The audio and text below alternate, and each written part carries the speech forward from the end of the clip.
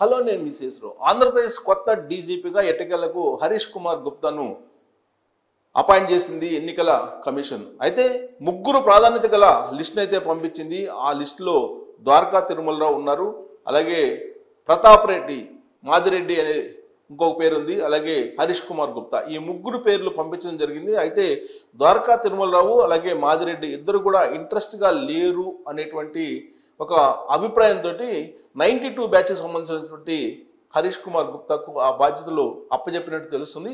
Seniority ప్రకారం అయితే ద్వారకా తిరుమలరావుకి కొత్త డీజీపీ బాధ్యతలు అప్పచెప్పాలి, లేదా మాదిరెడ్డి అతనికి అప్పచెప్పాలి. సో మాదిరెడ్డి కాకుండా అలాగే ద్వారకా తిరుమలరావు కాకుండా ఇప్పుడు హరీష్ కుమార్ గుప్తాకి ఈ బాధ్యతలను అప్పచెప్పడం జరిగింది. ఇందుకే అసలు ఈ హరీష్ కుమార్ గుప్తా ఎవరు అని అంటే, ఉమ్మడి ఆంధ్రప్రదేశ్లో సీఏల ప్రమోషన్ల సందర్భంగా ఆయన ఏదో చేతివాటం ప్రదర్శించారు అనేటువంటి ఉద్దేశంతో ఎంక్వైరీ వేయటం జరిగింది. ఆ ఎంక్వైరీకి సంబంధించి అప్పట్లో దినేష్ రెడ్డి డీజీపీగా ఉన్నాడు ఉమ్మడి ఆంధ్రప్రదేశ్లో.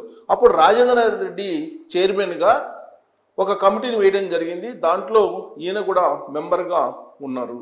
సో సిఐలకు సంబంధించి ఈ ప్రమోషన్లో ఆయన డిఎస్పీగా మార్చడానికి, డిఎస్పీగా వేయడానికి అప్పట్లో ఈయనకి వెసులుబాటు ఉంది ఆ క్యాడర్ పరంగా. ఆ సందర్భంగా ఏదో మిస్యూజ్ చేశారనేటువంటి ఒక బ్లాక్ స్పాట్ అయితే ఈయన మీద ఉంది. సో రాజేంద్రనాథ్ రెడ్డి అప్పట్లో ఈయనకి కొంత సహాయం చేశారు అనేది కూడా ప్రొఫెషనల్గా ఒక ఆరోపణ అయితే ఈయన్ని వెంటాడుతూ ఉంది. అంతకు మించి మిగిలినటువంటి అంశాల్లో మాత్రం Harish Kumar Gupta track record okay అనేటువంటి పరిస్థితుల్లో ఉంది.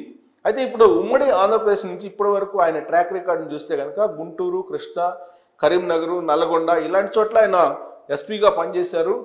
ప్రధానంగా నక్సలైట్ ప్రభావిత ప్రాంతాల్లో పనిచేసినటువంటి డైనమిక్ ఆఫీసర్గా కూడా ఈయనకి పేరుంది.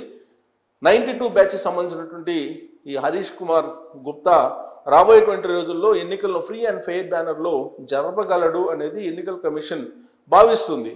సో కొత్త డీజీపీగా ఇప్పుడు హరీష్ కుమార్ గుప్తా అపాయింట్ అయిన తర్వాత ఎలా ఉండబోతుంది ఆంధ్రప్రదేశ్లో అనే దాని మీద ఆసక్తికరమైనటువంటి అంశం నెలకొంది. ఇప్పటి వరకు కూడా రాజేంద్రనాథ్ రెడ్డి ఇప్పుడు డీజీపీగా కొనసాగారు ఇప్పటి వరకు కూడా. అయితే తాజాగా ఎన్నికల కమిషన్ తీసుకున్నటువంటి నిర్ణయం ప్రకారం ఆయన్ని తొలగించారు. ఆయన బాధ్యతలను ఆల్రెడీ వేరే వాళ్ళకి ఇన్ఛార్జిగా అప్పచెప్పారు.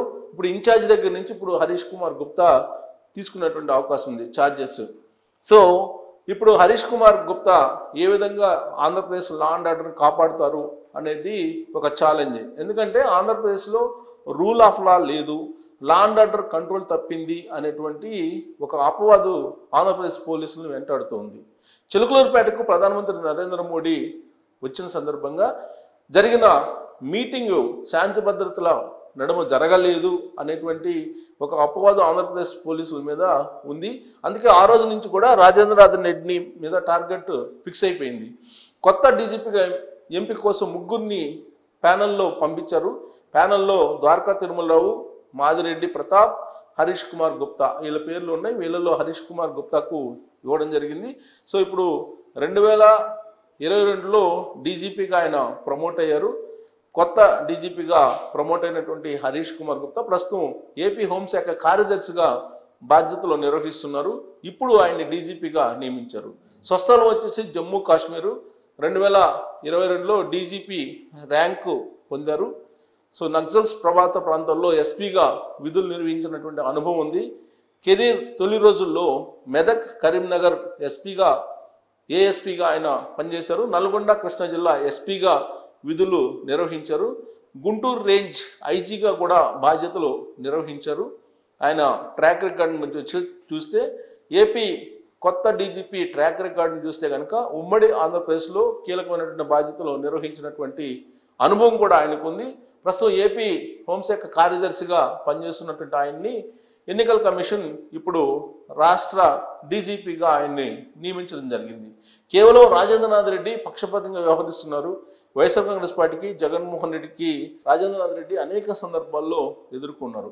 ఇటీవల బదిలీ అయినటువంటి 6 ఐపీఎస్లు, 3 ఐఏఎస్ల విషయంలో కూడా రాజేంద్రనాథ్ రెడ్డి అలాగే సిఎస్గా ఉన్నటువంటి జవహర్ రెడ్డి ఇద్దరు కలిసి జగన్మోహన్ రెడ్డికి అనుకూలంగా ఉన్నటువంటి వాళ్ళ ప్యానెల్ను పంపించారు ఎన్నికల కమిషన్కి అనేటువంటి ఒక ఆరోపణ కూడా అప్పట్లో వినిపించింది.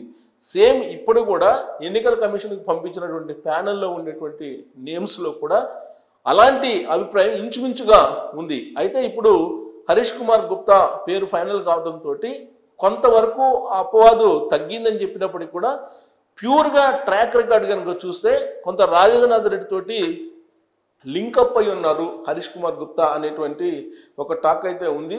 సో రాజేంద్రనాథ్ రెడ్డి డీజీపీగా పక్క తప్పుకున్నప్పటికీ కూడా హరీష్ కుమార్ గుప్తా తోటి సన్నిహితమైనటువంటి సంబంధాలు ఉన్నాయి అనేటువంటి అభిప్రాయం అయితే పోలీస్ సర్కిల్స్లో ఉంది.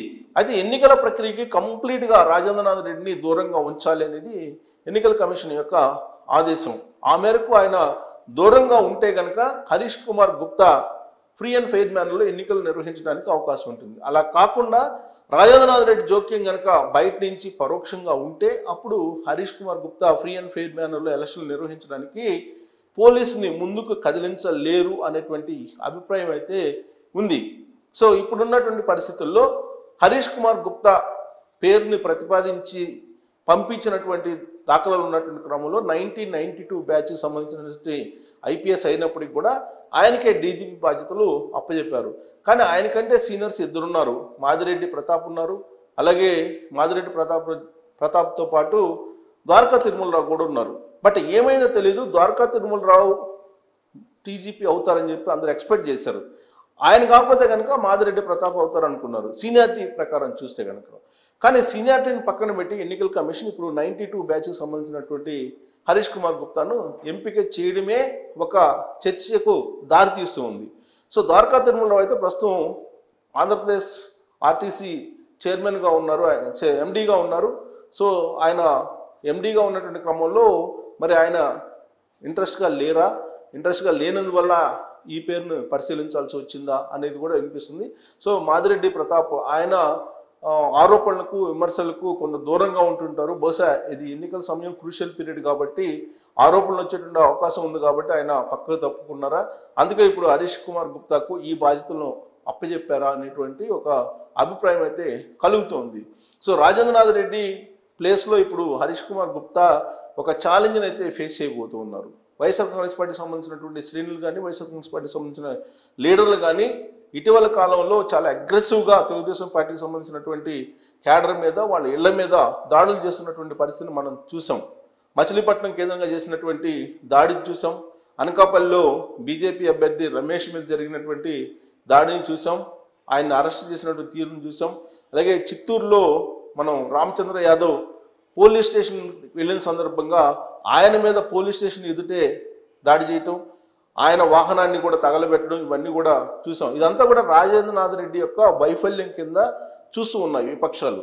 కానీ ఇప్పుడు హరీష్ కుమార్ గుప్తా వచ్చారు కాబట్టి ఆ వైఫల్యాలన్నింటినీ అధిగమించి ఇప్పుడు రాబోయేటువంటి కీలకమైనటువంటి 1 వీక్లో అంటే మే 13 పోలింగ్ జరగబోతుంది.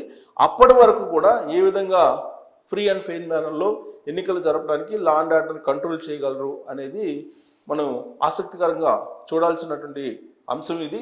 సో జూన్ 4న కౌంటింగ్ ఉంది, అప్పటి వరకు కూడా లా అండ్ ఆర్డర్ సిచ్యువేషన్ని కంట్రోల్ చేయాలి ఉంది.